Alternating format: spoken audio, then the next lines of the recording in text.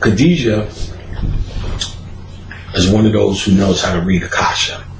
Wish you to do it for other people. That's what we do. That service is on our website. And that's pretty much the one that people get from her the most. But she doesn't give you that obvious shit. You were the king of, you were the sultan of the Allah Raha Baba Hajim in Arabia. You know, yeah, I don't think she's telling you, well, you used to work run a fish market neither. But whatever she's got going on there, I've been getting the reviews. Motherfuckers like, it makes so much sense. And it puts in perspective a lot of why they are what they're doing. Helps them pick up on the next level. Now, in Ifa, what you would do is get a reading from the Babalawo. And they will read what they would call your Ori. And basically why you came to planet Earth. And that's a form of reading Akasha. Because what he's looking in the records to see what's your point here. Because you got to look at it this way. You're looking to play a character when you come to Earth. So you're like, look, I need to take a Ori. Or I need to take a vessel. It's like a casting call. They said, look, we're doing this movie called Avatar. We need this. We need a guy. We need a girl. We need a mother. We need a father. We need a this. So you come down and you pick a role and you come down. So to learn what you want to learn under the umbrella of that Ori. Your limitations as a human and your exception as a human. And really, this is Akashic reading. When we lost a little bit more of how to do that, what we did then was create a caste system. And the caste system was at least fourfold, because we mastered with the 4 levels of the soul. So at the top was the Brahmins, the priesthood. The second level was the intellects and the artists. The third level was the warrior and the fighting class. And the 4th level was the farmer. The farmer worked with the dirt near the feet. This formation is the same formation in Kabbalah. There's 6 worlds. And here is the above the abyss is artistry, poetry, and Ketha, of course, is priesthood. And that was the body of Brahma. I'm saying they put a 5th one in there. I can't remember what it is. Later on. But this thing that became the caste system, which was still pure in its concept, because the Orisha thing is the caste system as well.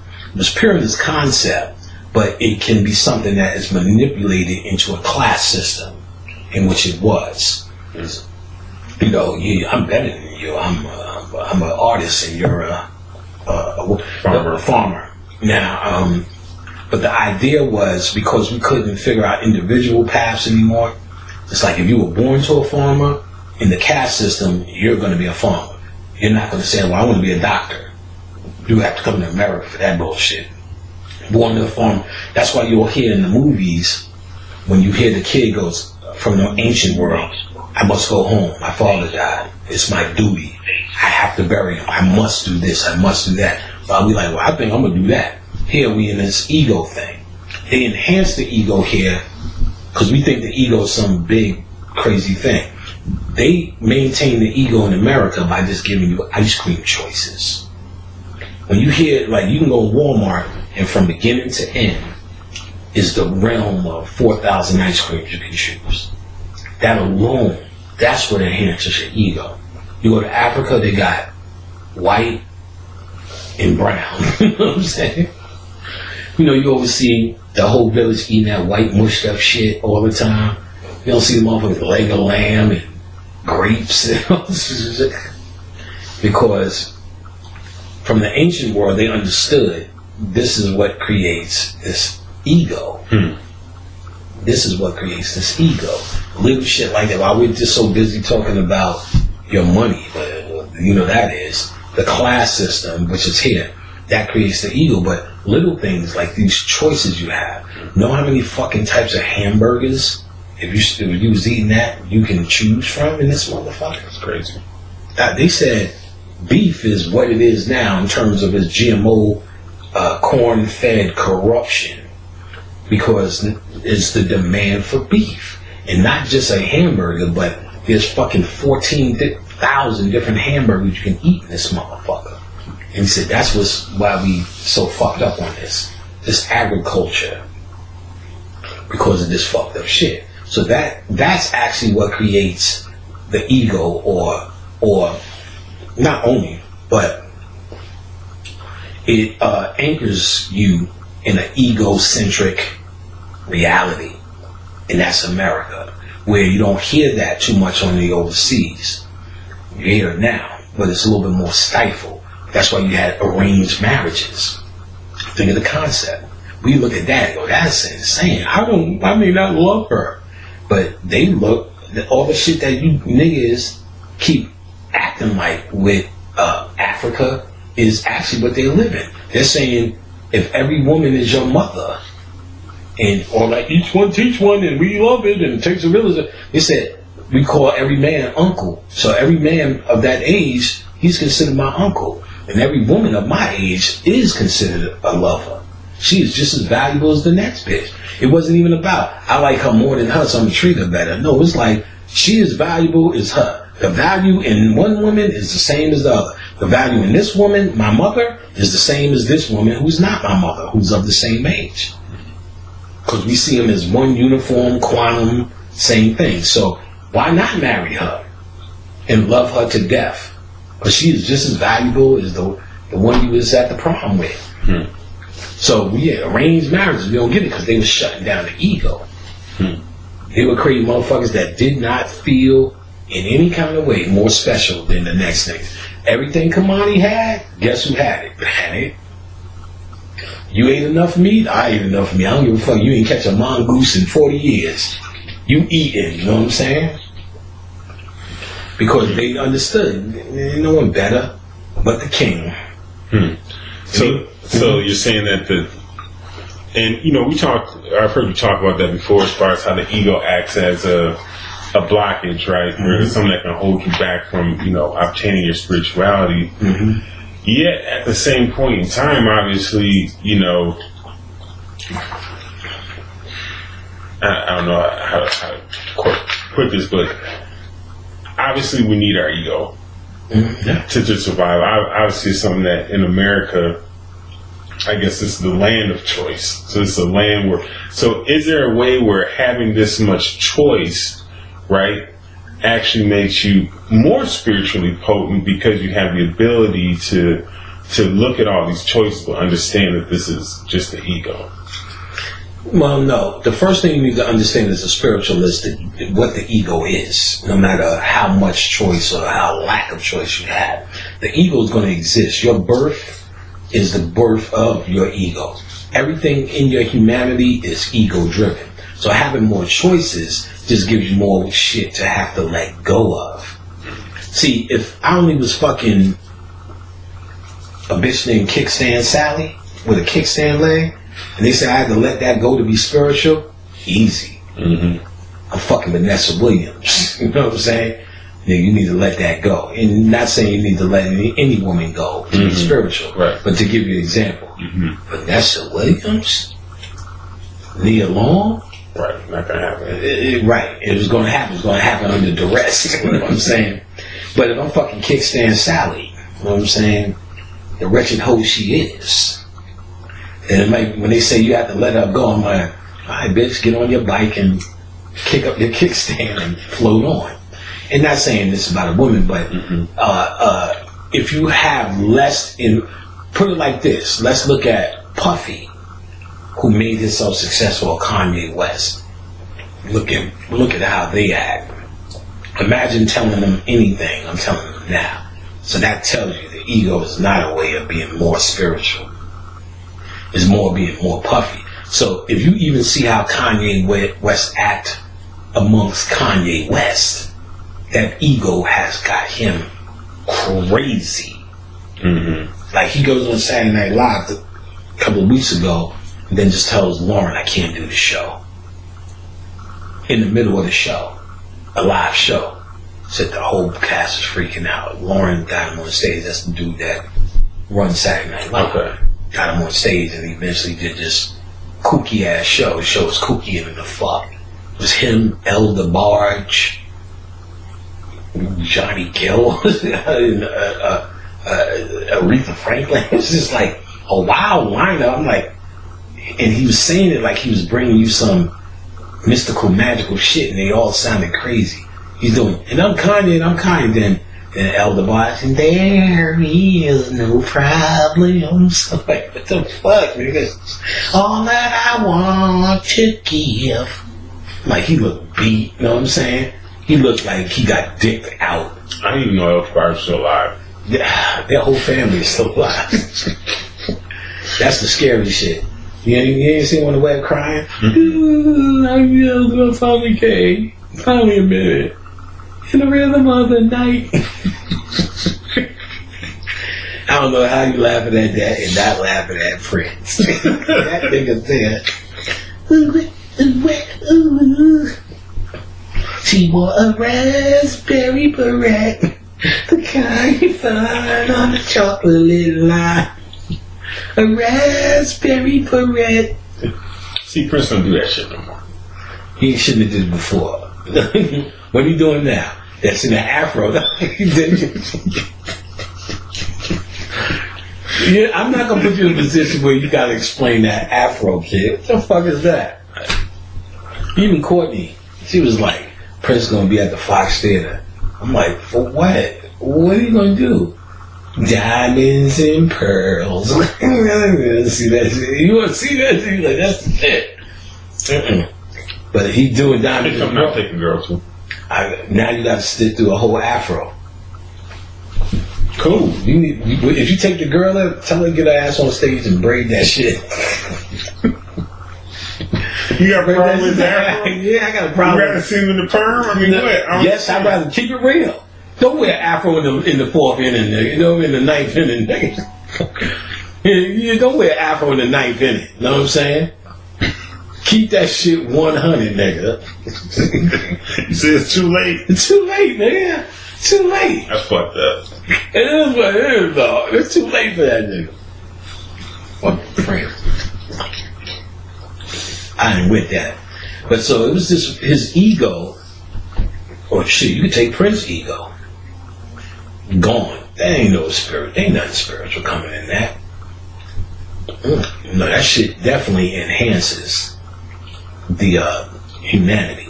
And even the ego that you need, but you do need your ego to survive, it only helps your humanity survive. My ego put this outfit on me. It tells me I look good in it. Or I want to present myself a certain way. That's survival of my humanity. How I speak to you, how I speak to others. How I come across, how, you know what I mean? All of that's ego, that's not spiritual. The social aspect, let's say that I have to work with people, that's where it comes in. But really, if someone's working with me spiritually, I'm not going to start looking for their feelings in it. We either doing it or we not. Once we get past the lecture level of it and the me putting you on level, let's get down with it. You know what I'm saying? Ego ain't got nothing to do with it. I am that I am. You know, I do work with Deja. She know everything about me, all the stupidity. I ain't no in there front on some brother panic coming through the door shit. You know, nigga, you don't not pick up your socks, deep nigga. The house dirty, deep nigga. You know what I'm saying? This deep nigga can't even keep food on his plate. Just shirt deep nigga. You know what I'm saying? I don't even sit around and go, let me explain the science on that. Like, fuck you, bitch, ain't no science. And if you hang around here, you gonna smell some farts. You know what I'm saying? And, well, ain't no friend. You know what I'm saying? Ego's about friend, presentation. And even in your most spiritual aspect, if you're dealing with other folks, you start to present it. I start to present it. Yeah. But really, I feel like doing this shit naked. But I'm wearing my clothes. You know what I'm saying? Because we're presenting. But right now, I'll be in my drawers, watching, you know, Brooklyn's Fun, you know, Brooklyn 9 or fucking Jerry Seinfeld, Larry David, in my drawers, just eating off the bed, you know what I'm saying, fall on the floor, I'm kissing it up to Jesus.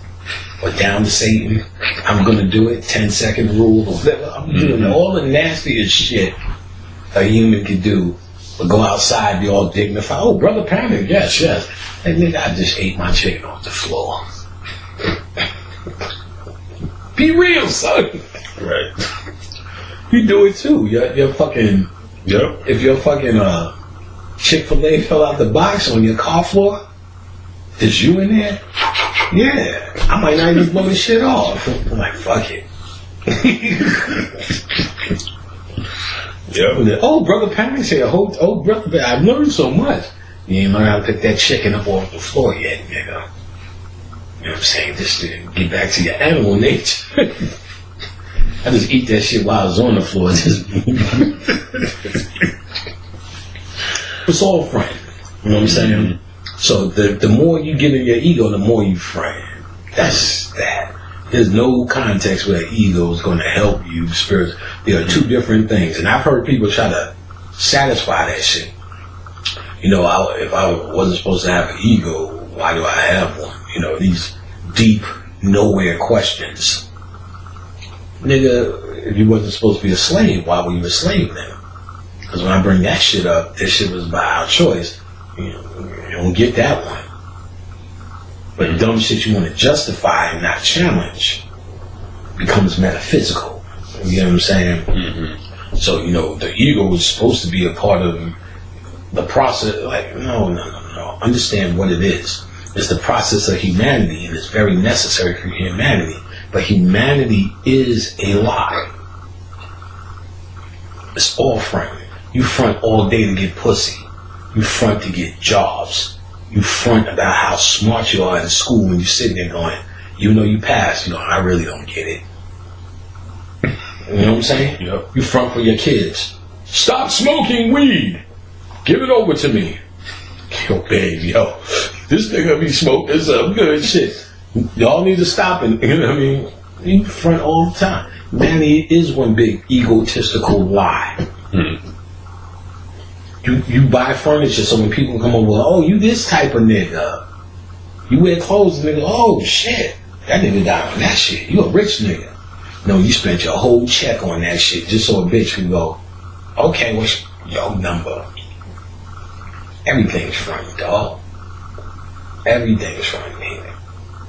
We need to see that. You know what I'm saying? We need to understand where that is valuable, but it's not spiritual. Spirituality by nature is the idea of trying to get to reality.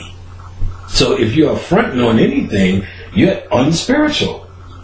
It's trying to go where this shit goes, takes you, or you take yourself unfeathered by your opinion. Just show me what it is. I want to know because I want to know what Medusa is. If this is the thing for me not to fuck with, then that's what I learned, and I will not fuck with it. Now, I haven't found none of that yet, but I keep all my options open every time I walk through the door. First thing I learned from Bobby Emmett, take this shit wherever it takes you. Don't have an agenda. Well, I know Medusa means that, so I'm going to find that. And because you will. Because your ego will tell you that. It's a survivor. So that's when you hear, I've said it, Bobby's probably said it, I think he has. Yeah, he has. Where you come in with pure of heart. No agenda. Why do you want to know? Because you just want to know. You don't want to take over your new business, take over rap music again. Kill the white man and all of those shits. So you want to know just because you know. Ironically, all the shit you want to do will come once you're dealing in your right mind and in your right power.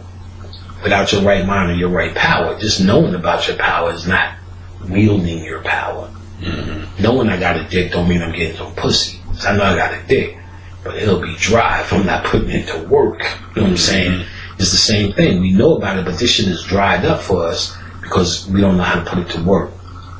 That's based upon the limits of our mind and our mind control. And even the very thing we think we're doing for freedom is actually what's locking us down. Focusing on this fucking payback for the white man. The ultimate payback is to leave his ass in the dust. But we so busy trying to come down to his level to shoot blows. He'll never shoot blows with you. He doesn't have to. He can't win that way. He won't fight your fight. He'll talk to you like someday there's going to be a war in the street, but even him going fist to cuffs with you, you'll fight. You talking about getting guns and taking them out of corporate offices and taking over the folly of you. That's his fight. You need to know how to shut those things down. And all things come from your mind. So you can shut it down with your mind. See, and you got black people who like try to climb the shit. Well, do it with your mind. Turn it off with your mind. Like, all this shit is from your mind. What are you going to do? And even if you were going to get a gun and go in the street, you would still be using your mind. But you would be using your mind to do his shit. He makes guns. He makes guns. If you said right now, the white man came and said, I'm going to beat you with melanin, you would be dying laughing. Because that's whose power? Your power. Right. So now when you go, I'm going to beat him with guns, what do you think he's doing? Laughing his motherfucking ass off. Because that's his power. He makes and manufactures those. He makes shit that ain't even hit the streets yet. Yep. Whole lot of shit. Whole lot of shit. So it's funny when I hear it. And it's absolutely hilarious to them. And know what the joke is? They pretend it's a threat. That's how they keep it going. See, they said they're going to do that. That's what black power means. Oh no, black power, black power. Like, black power. Black power. That's like saying light-skinned field nigga. Don't work out. Dark-skinned house nigga. Shit clashes. Mm-hmm. You know what I'm saying? To them, at least. You know what I'm saying? You dealt with your true power, then we'll see some real motherfucking asses moving. Oh, wait a minute now. You know what I'm saying? And they know even if you're dealing with the subject, you haven't freed yourself in your mind for that to flow through you and dominate your true intelligence system. See, I'm dominated by this. There's nothing in me that questions any of this situation. Nothing, as in terms of how it works in each area that it does work. You know what I'm saying? I've seen all that shit niggas is talking about firsthand. I realized it. Crystal cities, worlds to come, ancient worlds, ancient entities, us ruling the world, deep in Akasha to find out my story, Bobby's story, of course he was my boy, people around me story, in Akasha, why we here, how we stayed here, what we're doing here, Dr. Lean, Brother Phil, everybody was somebody I did it. And interesting enough, it's the same shit. Wasn't too much different, you know what I'm saying? Just the frequency of Earth was different. So we dealt with this portion, the human portion, in a much more, I can say comfortable, but just in a different way. Never was comfortable. Otherwise we wouldn't have been doing what we was doing. We just sat in the comfort. So if you compare it to what's going on now, comfortable. Yes, but not really. You know what I'm saying? Yes, but not really. It was the same old decrepit shit going on.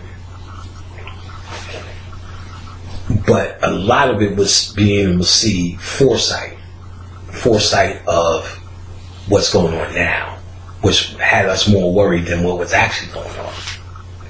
Being able to see glimpses of a time where we would forget who and what we are.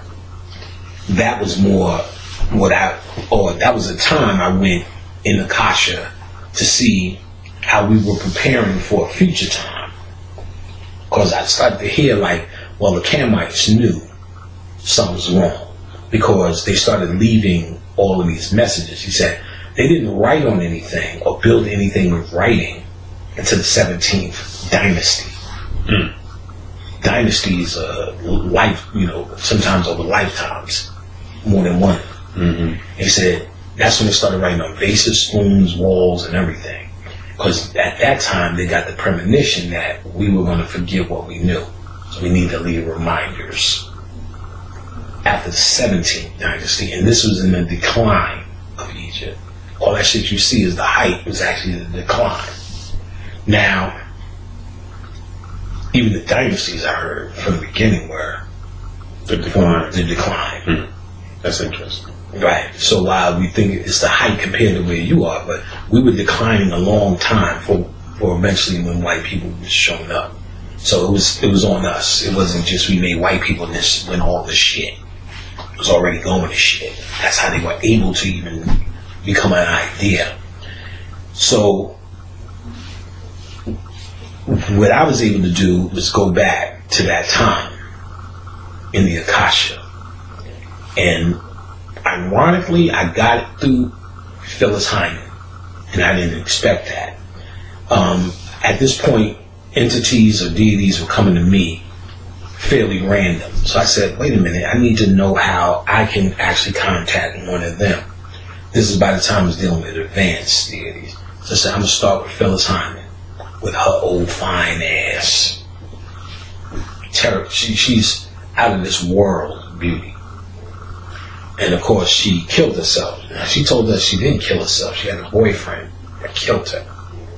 And she set him up in a few Atomic Wings franchises, which he still has today. And then I was talking to somebody else who knew her. He said, oh yeah, he used to be the ass Jimmy or whatever. So it kind of was confirmed. So Bobby really liked Phyllis Hyman. I mean, she's a little bit older, but I remember how beautiful she was. Someone getting in contact with her. So put on Phyllis Hyman. The music frequency puts you in that energetic field. While I physically, for my intellectual satisfaction, started reading her stories. And now Bobby told me when she came through, she started calling herself Pista Sophia, which is the great mother in Gnosticism, Sophia. The Pista Sophia. Then, as I'm studying, she did a whole album, Sophisticated Ladies, which is Sophia. She did another one, I Am Goddess. I found about 4 albums that were saying all this goddess shit. It was like amazing. Wow. Like after I started reading, looking at her pictures, sure enough, got into a meditation. She comes through. And usually I know it's authentic because they'll give me something that you don't know. For instance, when the Legba came through, he said April 1st, he's closest to the earth. Well, no, actually, Oshun and Ogun told me we could come because the Legba is not blocking us. He's close to the earth on April Fools. That's in none of the books. Makes sense. You know what I'm saying? He said Ogun eats off of Labor Day. I'm like, oh, this should make sense. That Labor Day parade in New York, that's his. I'll tell you, you'll start getting shit when you get it. How you know that shit is real? Because you're going to start coming out and going, like the shit makes sense on levels where you can't be faking this. And you know you didn't think about that before. It's like, you just get that shit. So Phyllis Hyman started coming through and started telling me shit about groupie love. She's like, no, I'm a tall woman. She said, dick couldn't really do it for me. She told me, she said what got her off, she snatched a groupie or 2 up.